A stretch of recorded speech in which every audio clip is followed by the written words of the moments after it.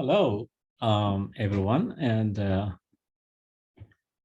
this is my research presentation, and we work on protein gels, polymers, and nanomaterials derived from proteins. So in other words, all our projects involve protein-based materials, and we want to replace plastics, excuse me, on synthetic polymers with protein-based polymers.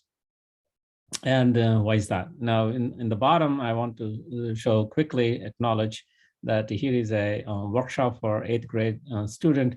Her parents are watching, and she's making iron nanoparticles.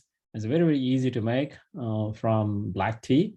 And so my student here, Katerina, is showing how to do that. And the parents are very excited, and they put on gloves and they actually want to do the experiment themselves. And so that's one of the outreach activities we have. And here is a group having lunch at one of these festivities of graduation. And shown here on the top left-hand side is the world map that has these little circles, and each circle corresponds to a very large island of plastic.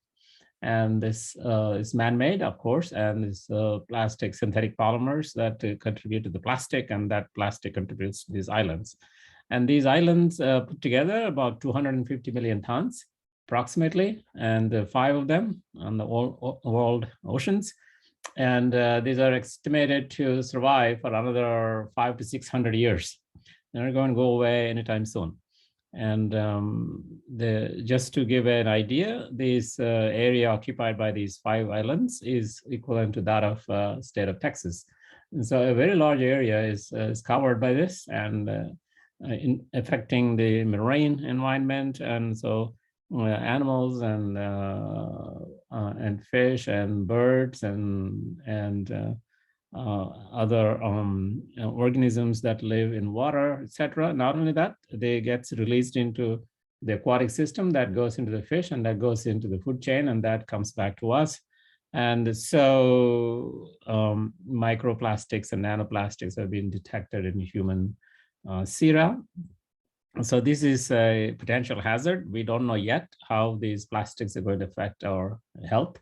But you can easily tell that it's really not a good thing to do this sort of thing, and we should find ways to get around this problem. And here is a surfer surfing on the ocean, and you see how the debris going around and looks very ugly because of that. And some of this is organic material that will degrade, but a lot of it is plastic, and that degrades and ends up or becomes smaller particles, and they end up in these islands that contribute to the pollution. And in this slide, we have tried to summarize various projects that have been either right now going on or have been completed in the past. And we'll start with, say, right-hand top corner here. And this is the zinc air battery. And the battery is made using zinc strip and carbon cloth and with graphene. And I will tell you in a minute how graphene is made. And the separator and the electrolyte is made of protein and protein-based hydrogel. And so here, everything is biodegradable. Zinc degrades to zinc ions. And zinc is biologically safe. It can be released in small amounts for a long time in the body without any hazard. And the graphene is pure carbon. It can get oxidized to carbon dioxide, and so it disappears. We use oxygen as one of the reagents, and so generating water. So we don't have any issues with using toxic materials or releasing toxic materials, so the battery operates. And recently, we published this invention, and the battery has the same energy capacity as the lithium-ion battery. And we have not optimized anything in this. It's just put together. And we know that we can double or triple from here onward, so compete and very effectively compete with lithium-ion batteries for cars, electric cars. That's done by a bunch of students, Mansi Malhotra and and Megan Puglia, and it will be then carried on into the next generation. And Megan is a Derringer, and Muncie just graduated and got several job offers. And here is another project, protein lenses. This was uh, done by Kyle Benson, who is at Regeneron. And he made all these lenses a few millimeters in diameter with controlled curvature, controlled index of refraction. And so you can make these protein-based lenses to replace glass and plastic lenses. And these plastic lenses last a lifetime and longer, actually, hundreds of years. But our protein lenses can degrade very quickly. And so we believe this will be a good replacement to the future. And the bottom one here shown is a sensor, glucose-based sensor. It's made by another one of my students, Ajit Patamateo, is now at Brookhaven National Lab.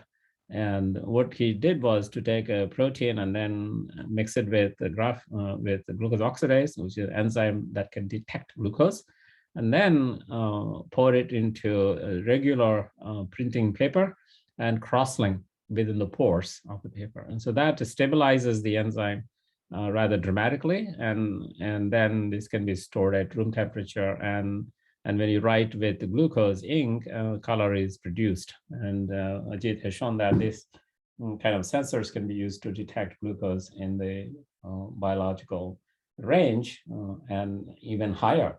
And so it can detect glucose at higher concentrations than your normal glucose meter you could buy at CVS. And that's really important because some of the times higher limits cannot be reached easily, and also the lower limits. And this is also very sensitive at very low limits. And that low blood sugar is an important problem. And this sensor actually works at very low concentrations as well. And the key is, for the success of all these different devices is that that the protein needs to be stabilized. And if it is not stabilized, then we cannot achieve any of these applications. So way back when, we figured out that by a simple technique, we can stabilize proteins.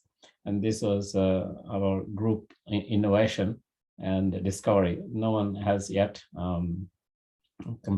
figured this out or compete with us on this. And we do this by a very simple physical chemistry principle called entropy reduction. And so entropy reduction stabilizes the enzymes or proteins, and we can use them in various devices at room temperature for extended period of time. So we don't have to store them at minus 80 degrees centigrade in a deep freezer, and which is not convenient for practical applications. And the next one here is the protein-based capacitor we built that has carbon nanotubes in it. And these capacitors coincide and is able to power these two LEDs for 3 to 4 hours on single charge. And so for the weight and the volume of this capacitor, it competes with commercial capacitors really well. And so if you could charge this capacitor, and it will last for hours powering it. And so what it means is that it can be used in conjunction with solar cells. And one of the major problems in solar energy is the storage. So during the day, you get the energy, you collect it and store it, then you can use it at night. So the capacitor can store that energy during the day and release it during the night to power. So this is now very cheap, would cost a few pennies. And so is a real life application that can be commercially viable. Is being done by Ankarao in my group, and he's a current graduate student, and he has already done a lot of innovative work towards his PhD. Next here is on the left, so 7 o'clock, is the two-dimensional cascade enzyme biocatalyst. This is developed by both Megan Puglia, who is at Derringer, and Mansi Malhotra, who is our current student, just graduated with a degree, got several offers. And So what we do basically is to embed the enzyme in the galleries of nanosheets. So nanosheets are sandwiched, and then these are in between the nanosheets. The enzymes between the nanosheets have much lower entropy, and so you have stabilized them. You can boil these catalysts and still they function. And so in particular, we do cascade enzyme, means that you have a chain reaction, 2 or 3 step reactions going on. So you have 2 or more enzymes working together in a sequential chemical reaction. And because the reactions occur within this 2-dimensional space between the layers, the reactions are accelerated up to 300 to 600%. And so this is a really cool way of conducting multi-step enzyme catalysis under unusual conditions as well, like high temperature, low pH, or so on and so forth. And the next to it, around 7 o'clock, is the biosponge made by one of my former students, Anta Ghimri. He accepted a job at XChem. And this sponge is now also made by Ankara by a different route. The idea is that the sponge can be used for desalination. So the way it works is that normally salt water or seawater has a 3.5% salt dissolved in it. And normal reverse osmosis, which is used very often throughout the world to make fresh water from seawater, involves the removal of water from salt water. What that means is you're trying to remove some 97% of water from 3% of salt. And that costs a lot of energy because you have to move lots of moles, particularly 55 moles of water out of salt water. So every mole of water removal costs energy. It's a very energy intensive process to do reverse osmosis. Instead, what we figured is that we do the other way around. That is, you remove salt from water instead.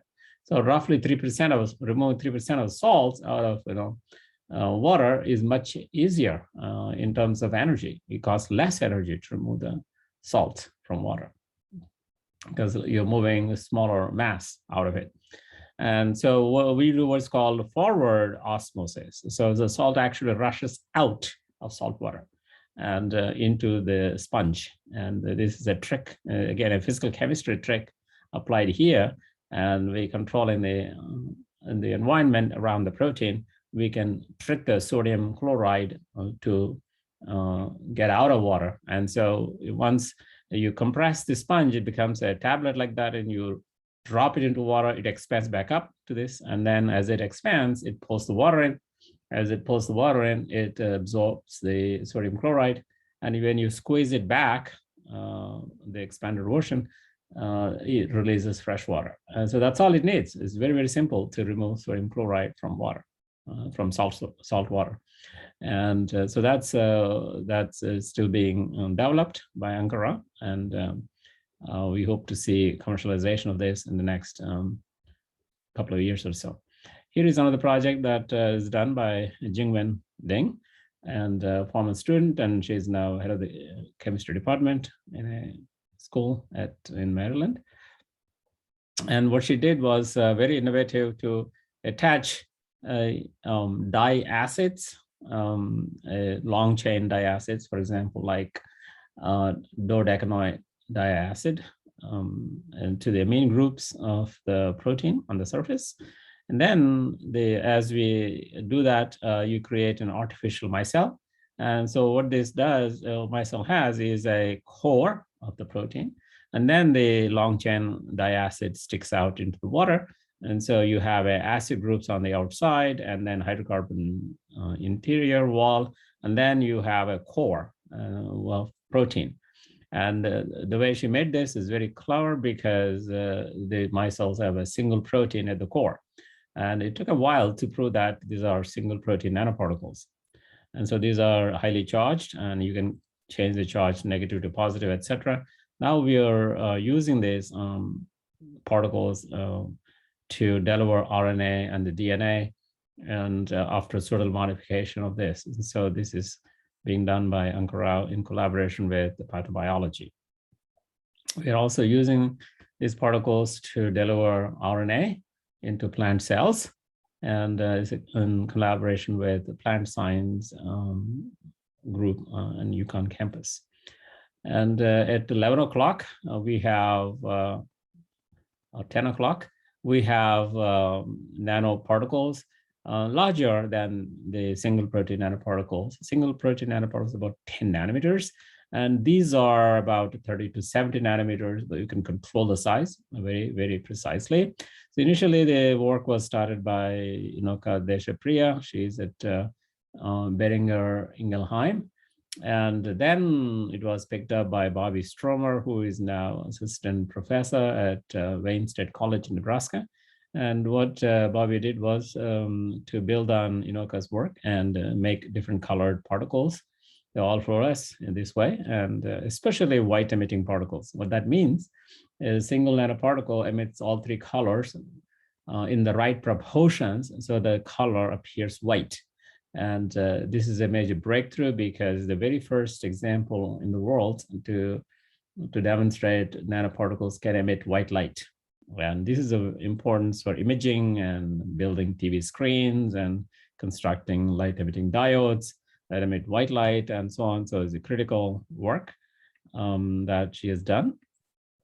And as I said before, these are unique particles, and quantum dots cannot emit white light, and no examples exist, and theoretically not possible actually. And they emit single color, not three different colors simultaneously.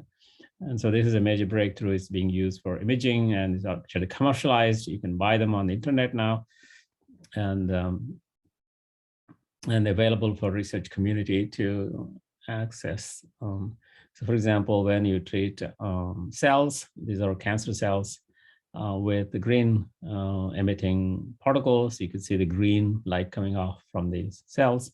It's the nuclear envelope and the nucleosome, and then you can see the vacuoles and then membrane of the cell outline very clearly, all beautifully resolved.